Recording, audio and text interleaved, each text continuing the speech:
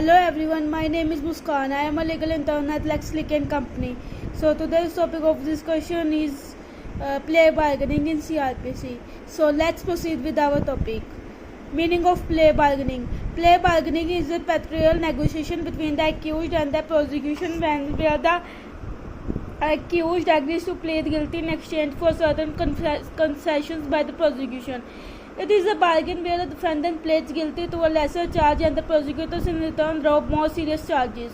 It is not available for all types of crime. Example, a person cannot claim plea bargaining after committing heinous crimes or for the crimes which are punishable with death or life imprisonment.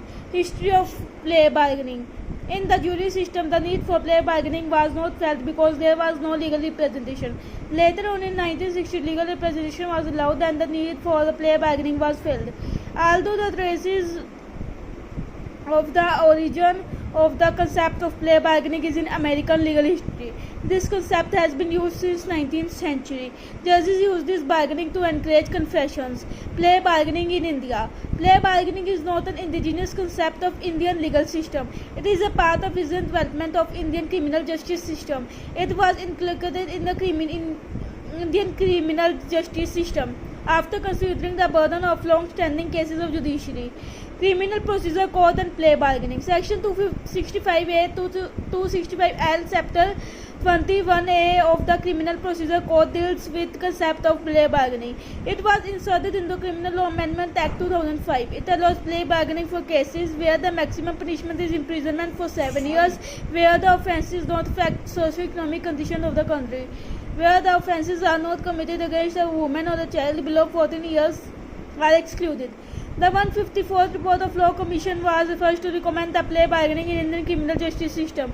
It defined plea bargaining as an alternative method which should be introduced to deal with huge areas of criminal cases in Indian courts.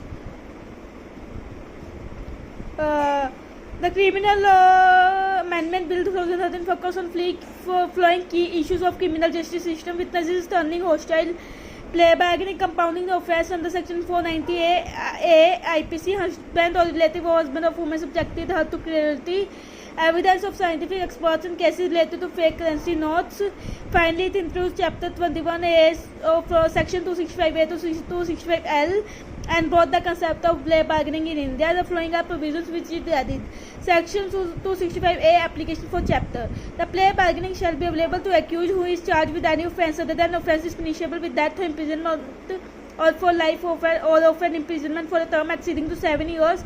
Section 265A Subclause 2 of Code gives a power to notify the offences to the central government. Section 265B Application for plea bargaining.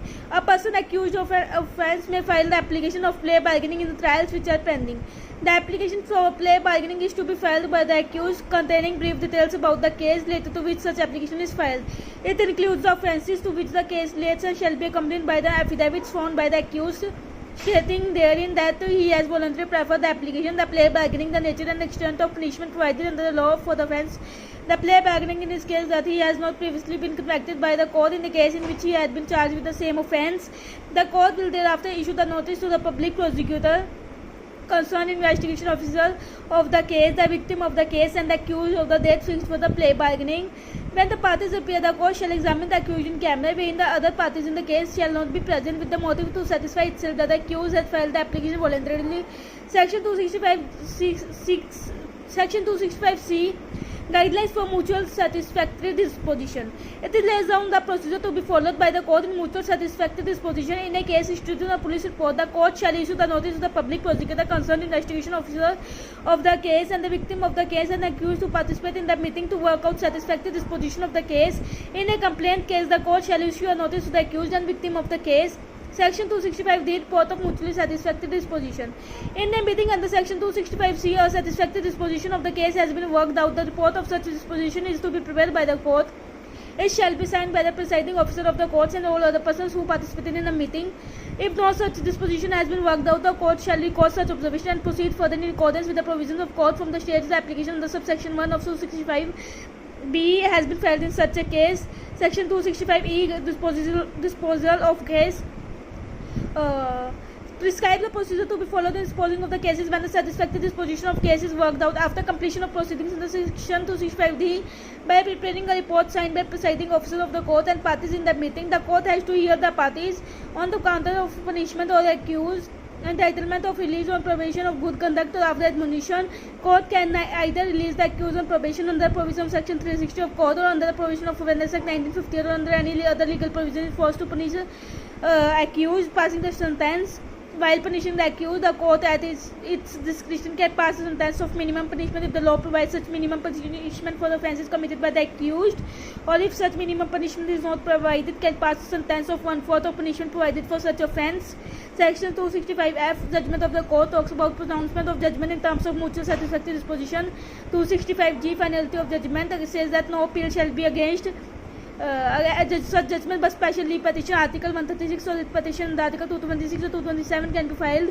Section 265H, power of court in plea bargaining, talks about the powers of court in plea bargaining. These powers include powers in respect of bail, trial of offences and other matters relating to the disposal of case in such court under criminal procedure code. Section 265I, period of detention undergone by the accused to be set off against the sentence of imprisonment, says that section 428 of CRPC is applicable for setting off the period of detention undergone by the accused against the sentence of imprisonment imposed under this chapter. Section 265J, savings, talks about the provisions of the chapter which shall have effect notwithstanding anything inconsistent therewith contained in any other provisions of the code, and nothing in such other provisions shall be constructed to contain the meaning of any provision of chapter 21A. Section 265K, statement of accused to be used, specified that the statements of facts stated by the accused in an application under section 265B shall not be used for any other purpose except for the purpose as mentioned in this chapter. Section 265L, non-application of chapter, makes it clear that this chapter will not be applicable in any case of juvenile or child as defined in section 2K of Juvenile Justice Act 2000. So that's all for today. That's all for today. If you like my video, do like, comment and subscribe. Let's click YouTube channel. Thank you.